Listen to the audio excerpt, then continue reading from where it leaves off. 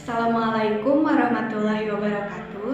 Perkenalkan, nama saya Nadifia Fauziah dari Program Studi Pendidikan Guru Sekolah Dasar kelas 4B Universitas Muhammadiyah Tasikmalaya. Di video ini saya akan mencoba menjelaskan tentang hakikat ipteks dalam pandangan Islam. Video ini ditujukan untuk memenuhi salah satu mata kuliah Al-Islam dan Kemuhammadiyahan. Hakikat ipteks dalam pandangan Islam meliputi yang pertama, konsep ipteks dan peradaban Muslim; yang kedua, hubungan ilmu, agama, dan budaya; yang ketiga, hukum sunnatullah atau kausalitas. Yang pertama yaitu konsep ipteks dan peradaban Muslim. Salah satu jabatan termulia manusia selain sebagai hamba Allah, sebagaimana diamanatkan oleh Allah, ialah pengutusan manusia sebagai khalifatullah, yang disebutkan dalam Al-Quran surat Al-Baqarah ayat 30. Nah, ayat tersebut dapat dipahami bahwa khalifah berarti wakil, pengganti, pengemban tugas dan kewajiban.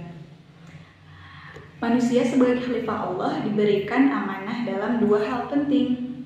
Pertama, tugas manusia untuk selalu memelihara bumi dari pengerusakan secara sengaja dan kerusakan yang disebabkan oleh alam, sehingga bumi diwariskan kepada generasi penerus dalam keadaan tetap lestari. Yang kedua, kewajiban manusia kepada generasi untuk selalu menciptakan perdamaian dengan penuh kasih dan cinta, menghindari pertumbuhan darah. Hal ini sejalan dengan visi risalah Islamiyah untuk selalu menebar rahmat kepada Allah. Nah, kedua tugas dan kewajiban manusia di atas sejalan dan terkait erat dengan konsep pemikiran ipteks dan peradaban.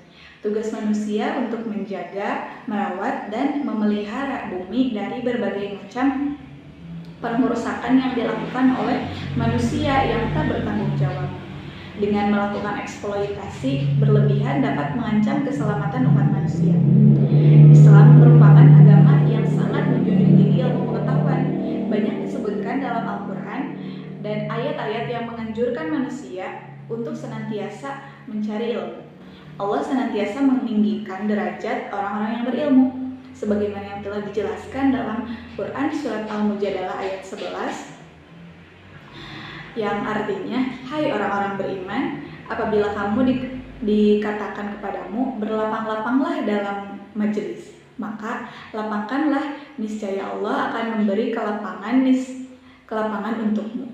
Dan apabila dikatakan berdirilah kamu, maka berdirilah, niscaya Allah akan meninggikan orang-orang yang beriman di antaramu dan orang-orang yang diberi ilmu pengetahuan berupa derajat, dan Allah Maha mengetahui apa yang kamu kerjakan.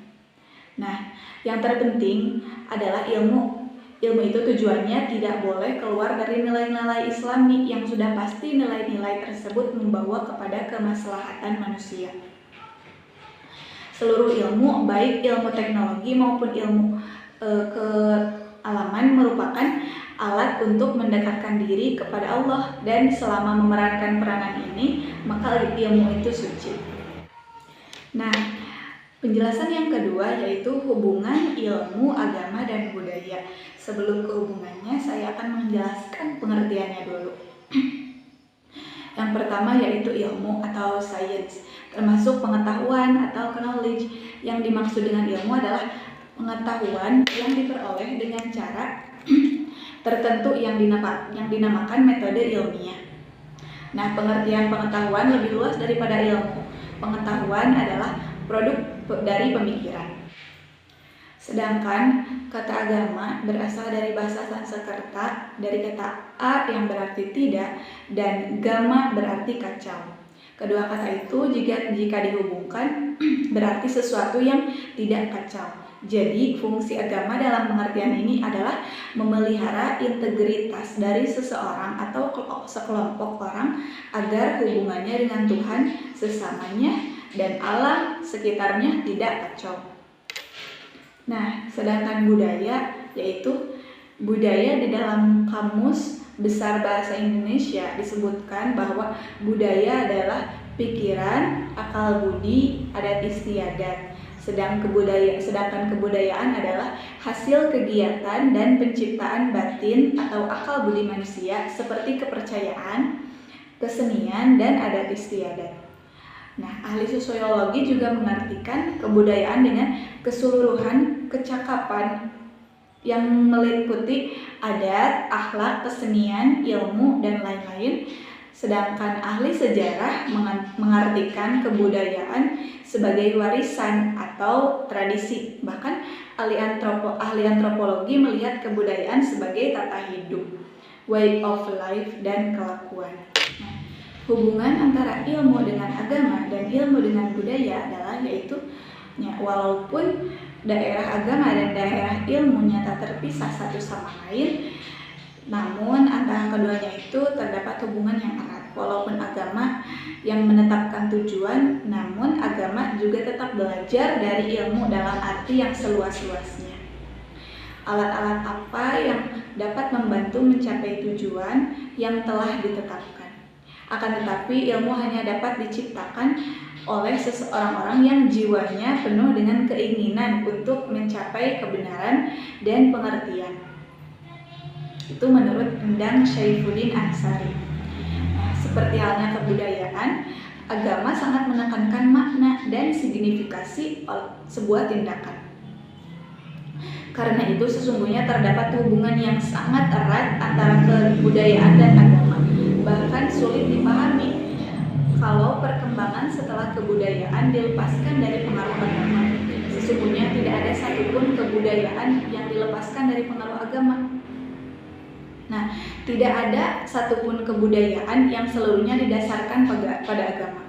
Untuk sebagian kebudayaan juga terus ditantang oleh ilmu pengetahuan, moralitas sekuler, serta pemikiran kritis. Meskipun tidak dapat disamakan, agama dan kebudayaan dapat saling mempengaruhi.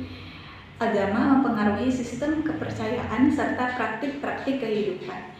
Sebaliknya, kebudayaan pun dapat mempengaruhi agama, khususnya dalam hal bagaimana agama diinterpretasikan atau bagaimana ritual-ritualnya harus dipraktikkan. Tidak ada agama yang bebas budaya, dan apa-apa yang disebut Sang Ilahi tidak akan mendapatkan makna manusiawi yang tegas tanpa mediasi budaya. Dalam masyarakat Indonesia, saling mempengaruhi antara agama dan kebudayaan sangat terasa. Praktik inkulturasi dalam upacara keagamaan hampir umum dalam semua agama. Hubungan antara kebudayaan dan agama tidaklah saling merusak, berkembang. Keduanya justru saling mendukung dan saling mempengaruhi. Ada paradigma yang mengatakan bahwa manusia yang beragama pasti berbudaya, tetapi manusia yang berbudaya belum tentu beragama. Jadi agama dan kebudayaan sebenarnya tidak pernah bertentangan, karena kebudayaan bukanlah sesuatu yang mati, tapi berkembang terus mengikuti perkembangan zaman. Demikian pula agama selalu bisa berkembang di berbagai kebudayaan dan peradaban dunia. Nah, jika kita teliti budaya Indonesia, budaya itu terdiri dari 5 lapisan. Lapisan itu diwakili oleh budaya agama pribumi, Hindu, Buddha, Islam, dan Kristen. Itu menurut Andito. Nah, yang ketiga yaitu hukum sunnatullah atau kausalitas. Pengertian sunnatullah. Sunnatullah merupakan istilah dari bahasa Arab yang terdiri dari kedua kata, yaitu sunnah dan Allah. Nah, menurut Syaikh Islam Ibnu Taimiyah, sunnah adalah kebiasaan yang dilakukan kedua kalinya seperti apa yang dikatakan pertama kalinya. Sedangkan menurut Ar-Razi, sunnah adalah jalan yang lurus dan tauladan yang diikuti. Di antara pendapat kedua tokoh Islam dan beberapa pendapat lain tentang arti kata sunnah, maka sunnah berkisar pada jalan yang diikuti. Itu menurut Abdul Karim Zaidan. Dan secara umum, kata sunnah digunakan oleh Al-Quran sebagai cara atau aturan, menurut Rahmat Taufik Hidayat. Sedangkan kata Allah adalah nama bagi Zat yang Maha Esa. Kata Allah telah dikenal sejak zaman pra-Islam oleh orang-orang Arab. Ia adalah salah satu Tuhan atau dewa orang Mekah, Tuhan yang menempati posisi tertinggi, yang tentu saja Tuhan yang dianggap sebagai pencipta. Jadi, sunnatullah dapat diartikan sebagai cara Allah memperlakukan manusia, yang dalam arti luasnya bermakna ketetapan-ketetapan atau hukum-hukum Allah yang berlaku untuk alam semesta menurut rahmat taufik hidayat.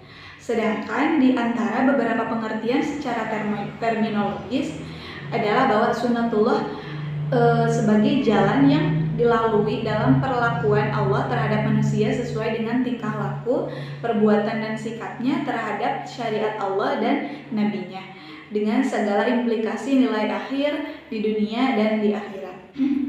Sekian video penjelasan dari saya.